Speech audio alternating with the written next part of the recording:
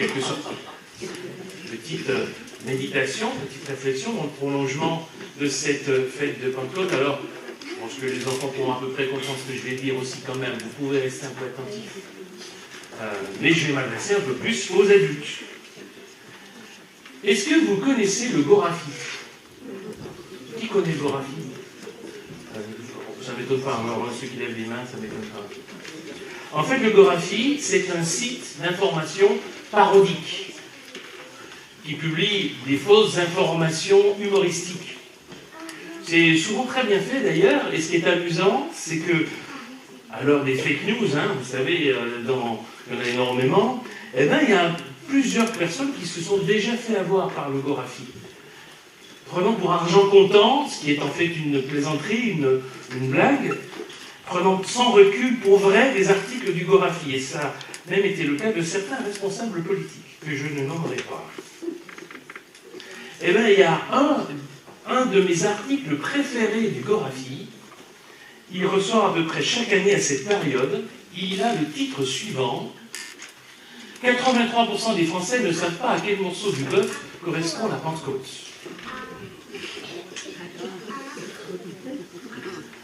L'article précise même: si on peut comprendre que nos concitoyens ne soient pas tous des spécialistes de la viande, certaines réponses interpellent par leur ignorance.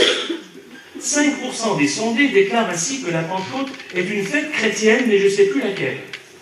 Et 2% vont même jusqu'à imaginer qu'il s'agit de la descente de l'Esprit Saint sur les apôtres.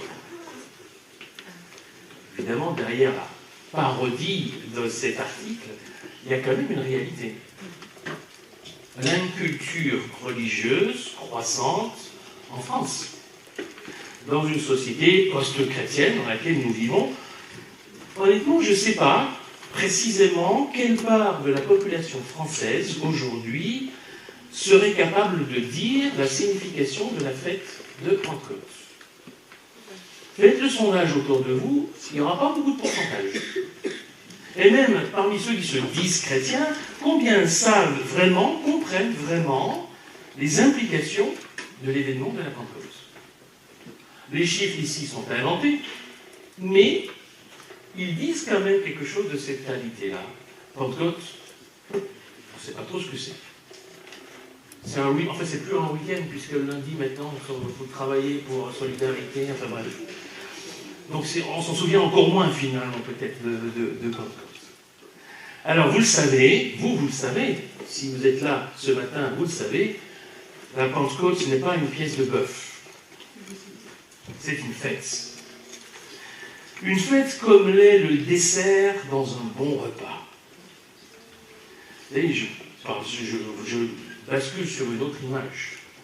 La Bible, elle parle souvent de repas. Dans l'Ancien, dans le Nouveau Testament, au début, à la fin de la Bible, il est souvent question de repas. C'est une belle image courante qui nous parle de l'espérance et du salut.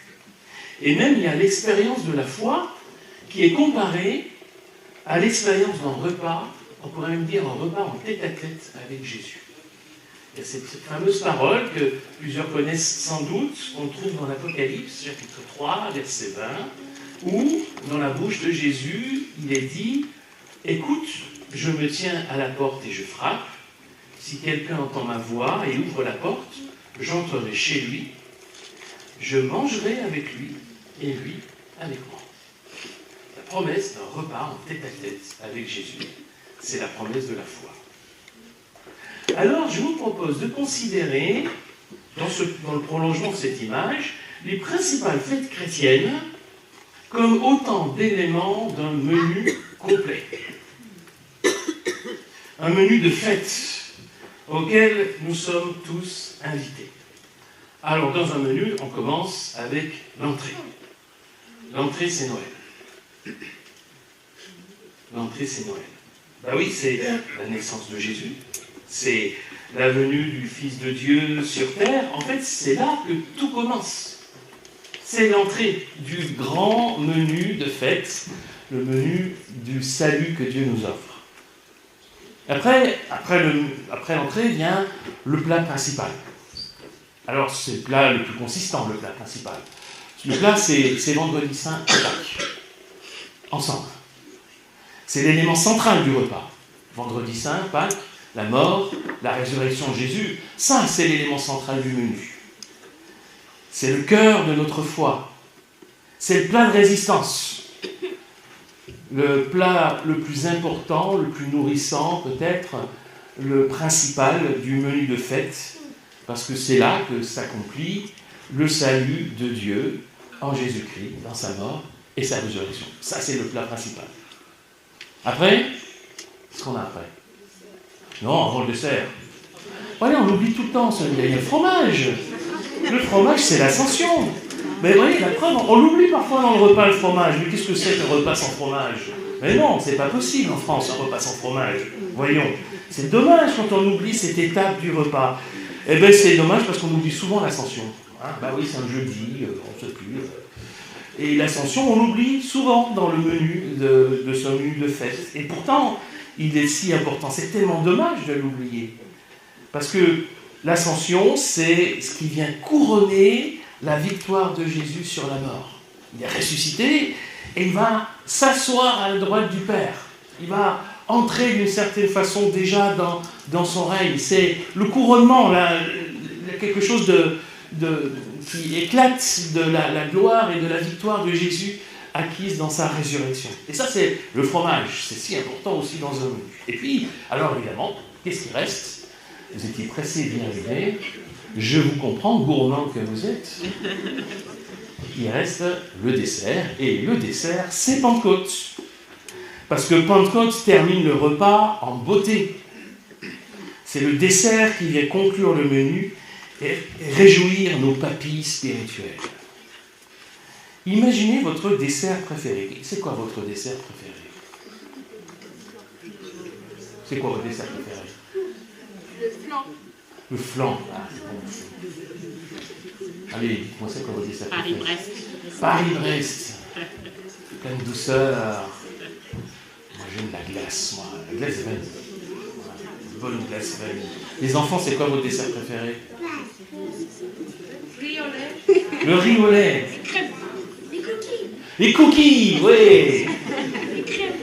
Les crèmes, les crêpes, les crêpes. Ouais, les crêpes. Donc, imaginez votre dessert préféré.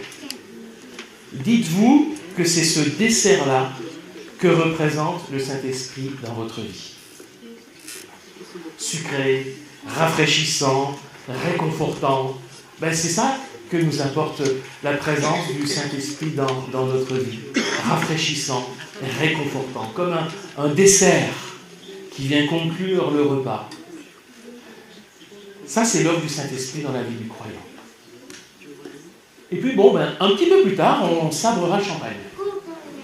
Ça, ce sera un peu plus tard. Ce sera au jour du retour du Seigneur, promis. Ce sera l'occasion de recommencer un nouveau repas. Lorsqu'on va sabrer le champagne à ce moment-là, un repas plus succulent encore, un repas qui s'étendra jusque dans l'éternité. Ça, c'est notre espérance de vie éternelle. Alors oui, dans cette image, une façon de revisiter en quelque sorte ce calendrier de nos grandes fêtes chrétiennes qui nous disent quelque chose du salut de Dieu, eh bien Pentecôte apparaît comme ce dessert, comme une fête. C'est la conclusion en apothéose d'un repas complet, un repas nourrissant, un bon repas, assaisonné de grâce, nappé d'amour.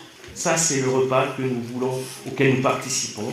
C'est le menu du salut, le menu de l'espérance, dans lequel chaque plat est important, de l'entrée au dessert, de Noël à Pentecôte, parce que Dieu fait bien les choses et qu'il fait des bonnes choses, succulentes pour nous, pour notre vie. Et le dénouement de Pentecôte nous le rappelle. Écoute, je me tiens à la porte et je frappe. Si quelqu'un entend ma voix et ouvre la porte, j'entrerai chez lui, je mangerai avec lui et lui avec moi. Amen.